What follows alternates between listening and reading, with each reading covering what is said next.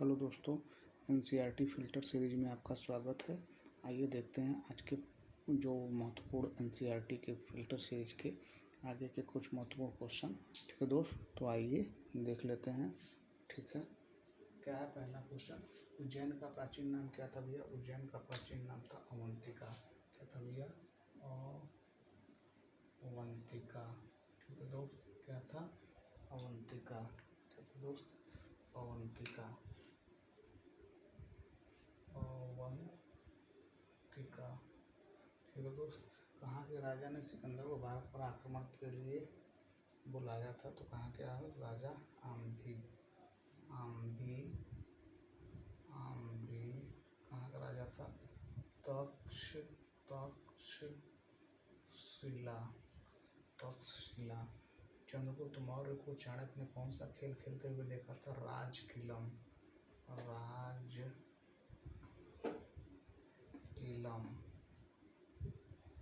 खेल। ठीक है दोस्त, ये हो गया। ठीक है, आइए देखते हैं क्वेश्चन नंबर चौथा।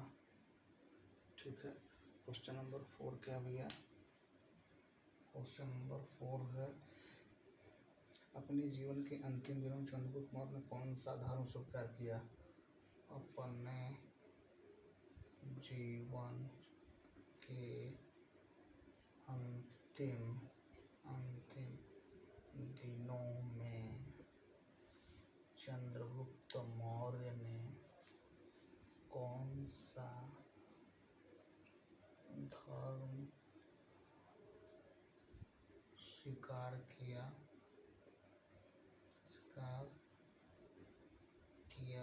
कौन सा धर्म स्वीकार किया था भैया? कौन सा? जैन धर्म।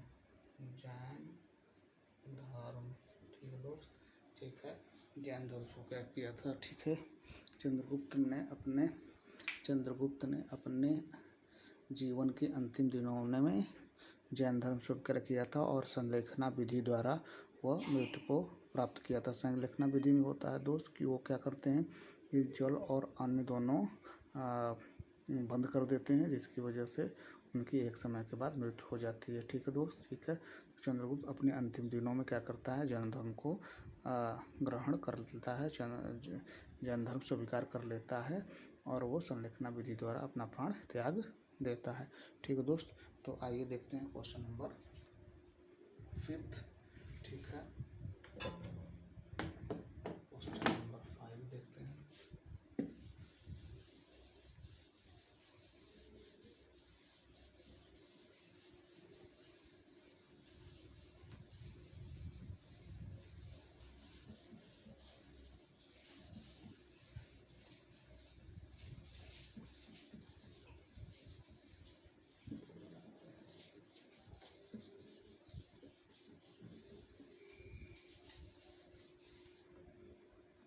क्वेश्चन नंबर, पाटलिपुत्र को सर्वप्रथम किसने अपनी राजधानी बनाया था?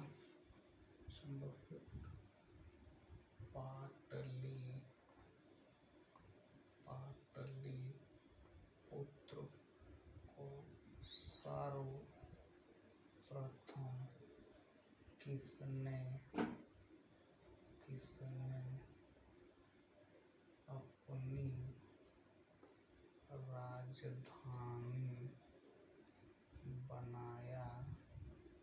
बनाया था? किसने अपनी राजधानी बनाया था? उदयन ने। किसने बनाया था भैया? उदयन ने। ठीक है दोस्त, किसने बनाया था? उदयन ने। ठीक है दोस्त, नेक्स्ट क्वेश्चन देखते हैं। Question number 6। क्वेश्चन नंबर 6 क्या है? कौन सा युद्ध के बाद अशोक ने कोई युद्ध नहीं लड़ा? कौन से युद्ध के बाद अशोक कोई युद्ध नहीं लड़ा? कौन से युद्ध के बाद भी कोई युद्ध नहीं लड़ा? कलिंग युद्ध के बाद। कलिंग युद्ध के बाद, ठीक है दोस्त, कलिंग युद्ध के बाद कोई युद्ध वो नहीं लड़ा था, ठीक है। 13वें अभिलेख में उसकी सूचना मिलती है। अशोक अपने पुत्र और पुत्री को श्रीलंका क्यों भेजा था? अशोक ने अपने पुत्र एवं पुत्री को श्रीलंका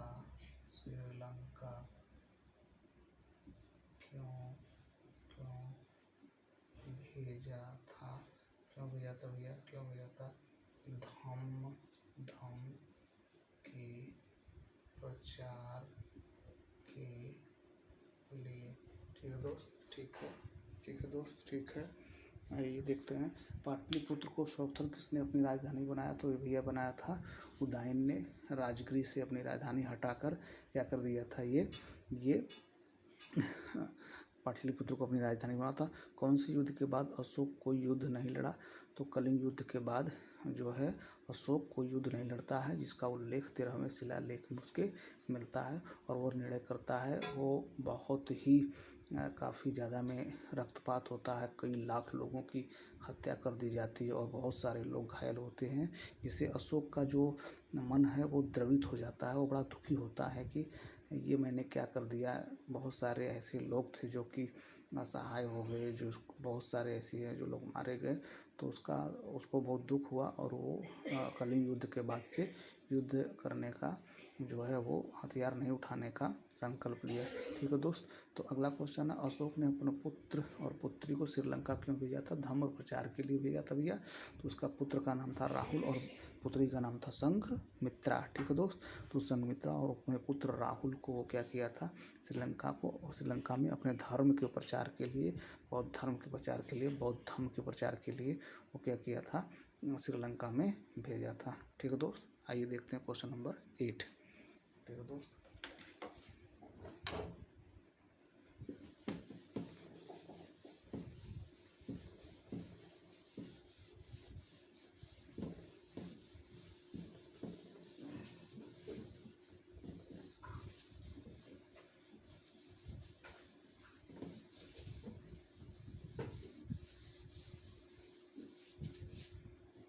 क्वेश्चन नंबर 8 है, कलिंग किसके लिए प्रसिद्ध है? क्वेश्चन नंबर 8, कलिंग किसके लिए प्रसिद्ध था? किसके लिए भैया प्रसिद्ध था? तो ये हाथियों के लिए प्रसिद्ध था। इसके लिए हुआ था हाथियों के व्यापार के लिए, हाथियों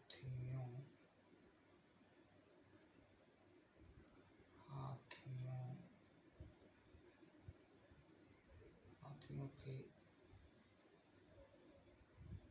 व्यापार के लिए प्रसिद्ध था, ठीक है दोस्त। क्वेश्चन नंबर 9 है। क्वेश्चन नंबर 9 क्या कह रहा है भैया? क्वेश्चन नंबर 9, मुद्रा राक्षस के लेखक कौन है?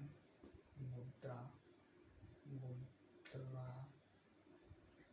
राक्षस के लेखक कौन है? ठीक है दोस्त, मुद्रा राक्षस के लेखक कौन है? तो ये है विशाख दत्त। कौन भैया? विशाख दत्त, ठीक है दोस्त। कौन है? विशाख दत्त है, ठीक है दोस्त, ठीक है। क्वेश्चन नंबर 10 क्या है भैया? क्वेश्चन नंबर 10, सातवाहन वंश की स्थापना किसने की और उसकी राजधानी कहाँ थी? ठीक है, सातवाहन वंश की स्थापना, सातवाहन वंश की स्थापना किसने की? ठीक है दोस्त, किसने की है सातवाहन वंश की स्थापना?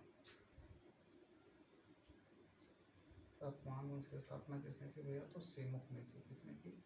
सीमुख ने। और राजधानी कहाँ थी? राजधानी कहाँ थी भैया इन लोगों की? राजधानी कहाँ थी इन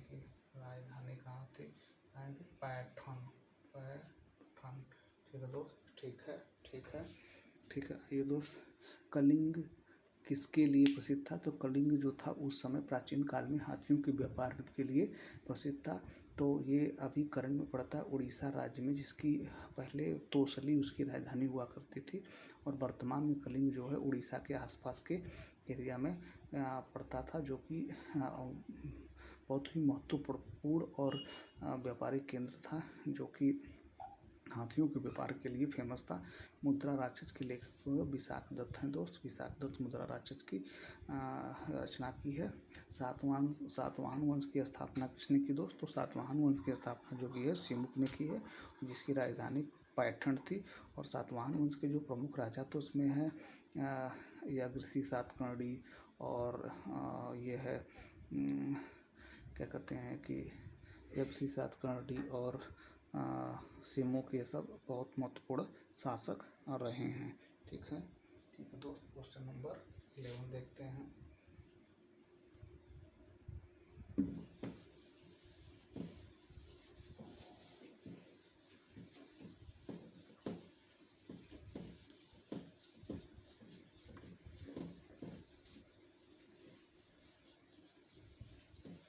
क्वेश्चन नंबर 11 देखते हैं दोस्त। क्वेश्चन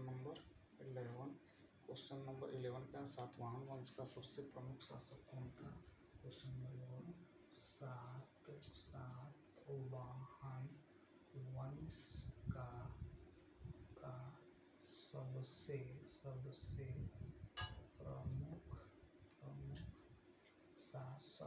शासक कौन था? कौन था भैया? कौन था? सातकर्णी प्रथम, गौतमी पुत्र सातकर्णी, गौतमी पुत्र सातकर्णी था। कौन था भैया? गौतमी पुत्र सातकर्णी। क्वेश्चन नंबर 12 देखते हैं दोस्त। क्वेश्चन नंबर 12 ये देखते हैं। क्वेश्चन नंबर 12 क्या है? क्वेश्चन नंबर 12 है, चौहान वंश का सबसे प्रतापी राजा। चौहान वंश का सबसे प्रतापी राजा कौन था भैया? कौन था? तो ये था पृथ्वीराज चौहान। कौन था? पृथ्वीराज चौहान था भैया। ठीक है। क्वेश्चन नंबर 13 क्या है? तराइन के प्रमुख युद्ध। ठीक है दोस्त, आइए देख लेते हैं। ठीक है दोस्त, सातवाहन वंश का सबसे प्रतापी राजा कौन था भैया? तो ये था गौतमीपुत्र सातकर्णी, और इसमें आगे उसका जो पुत्र था यागृषि सातकर्णी, वो भी प्रमुख शासक था। और चौहान वंश का सबसे प्रतापी राजा कौन था भैया? तो पृथ्वीराज चौहान था। पृथ्वीराज तृतीय इसको कहा जाता है। ठीक है दोस्त, जो कि संहिता को जो है वो भरी सभा से उठा लाता है, जिसकी वजह से जयचंद नाराज हो जाता और ये पृथ्वीराज चौहान के विरुद्ध मोहम्मद गोरी का साथ देता है, जिसकी वजह से पृथ्वीराज चौहान जो है कि वो हार जाता है। और तराइन के द्वितीय युद्ध में 1192 ईस्वी में मोहम्मद गोरी और जयचंद्र की संयुक्त सेना के सामने पृथ्वीराज चौहान जो है वो पराजित हो जाता है और उसे बंदी बना लिया जाता है। तो आइए देखते हैं नेक्स्ट क्वेश्चन नंबर 14।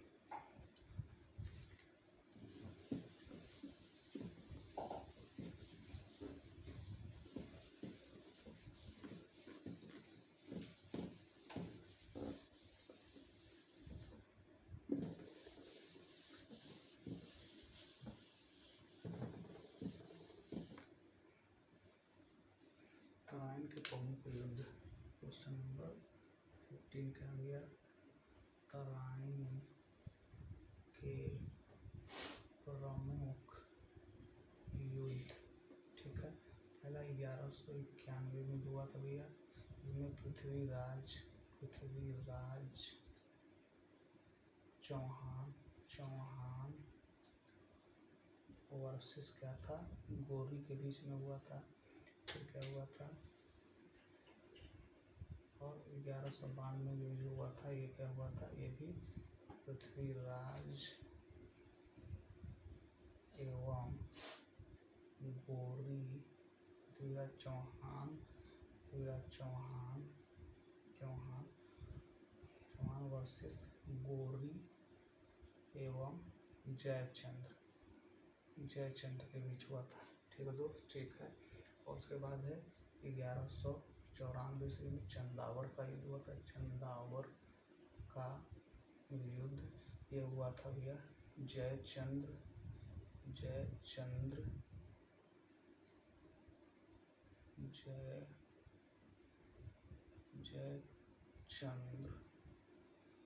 और वर्सेस गोरी के बीच, इसके बीच गोरी के बीच हुआ था। ठीक है दोस्त, ठीक है दोस्त। तो ये था तराइन का प्रमुख युद्ध है। 1191 प्रथम तराइन का युद्ध हुआ था, जिसमें पृथ्वीराज चौहान जो है वो गोरी को बुरी तरह पराजित करता है और भारत की सीमा से उसे बाहर खदेड़ देता है। और उसके बाद वो क्या करता है कि कुछ देर तक शांत हो जाता है और पृथ्वीराज चौहान जो है वो संयुक्ता से प्रेम करता है, जो कि जयचंद्र की पुत्री रहती है। और जयचंद्र की पुत्री को वो भरी स्वयंवर में से वो वहाँ से अपहरण करके ले आता है, जिसकी वजह से जयचंद्र नाराज हो जाता है और वो पृथ्वीराज चौहान मोहम्मद गोरी की तरफ जाके मिल जाता है, और जिसकी वजह से पृथ्वीराज चौहान को जयचंद्र और मोहम्मद गोरी मिलकर तराइन के द्वितीय युद्ध में पराजित कर देते हैं और उसे बंदी बना लिया जाता है। और कुछ भूभाग, जो भारतीय भूभाग था, वो जयचंद्र को मोहम्मद गोरी दे देता है। उसके बाद कुछ वर्ष बाद वो फिर से वापस भारत आता है और 1194 ईस्वी में चंदावर युद्ध में जयचंद्र को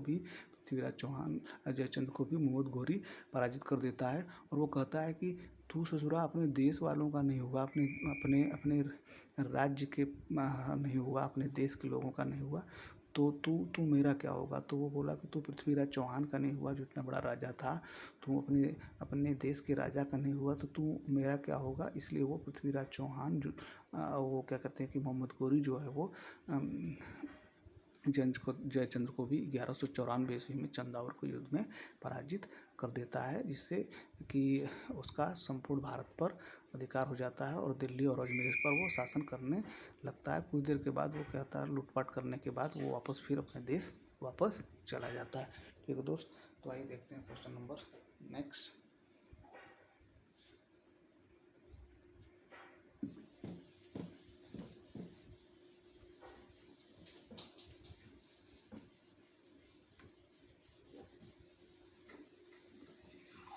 क्वेश्चन नंबर 16 देखते हैं दोस्त। क्वेश्चन नंबर 16, चंदेल वंश का संस्थापक कौन था। चंदेल वंश का संस्थापक कौन भैया। चंदेल वंश का संस्थापक कौन है। चंदेल वंश का संस्थापक भैया नन्हुक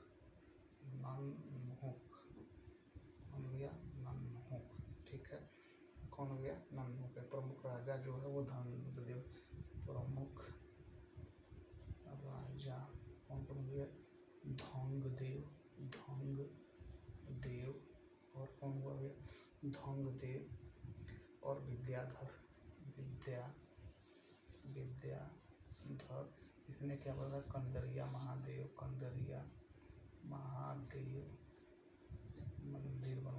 मंदिर बनवाया था।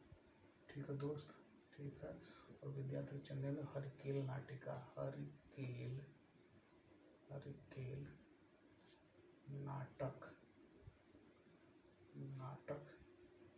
लिखा था। ठीक है दोस्त, ठीक है। क्वेश्चन नंबर 17 है, परमार वंश का संस्थापक कौन था भैया। परमार वंश का संस्थापक कौन था। तो कौन था भैया, परमार वंश का संस्थापक कौन था। परमार वंश का संस्थापक था दोस्त उपेंद्र। ठीक है, परमार वंश का संस्थापक था उपेंद्र या कृष्णराज। उपेंद्र कौन था भैया, उपेंद्र या कृष्णराज। ठीक है दोस्त, उपेंद्र या कृष्णराज। ठीक है दोस्त, ठीक है, ठीक है। तो ये रहा आपका मुख्य महत्वपूर्ण SCERT फिल्टर सीरीज। इस सीरीज में आज तक यहीं, नेक्स्ट सीरीज में आपका फिर से मिलते हैं। तब तक के लिए थैंक यू सो मच।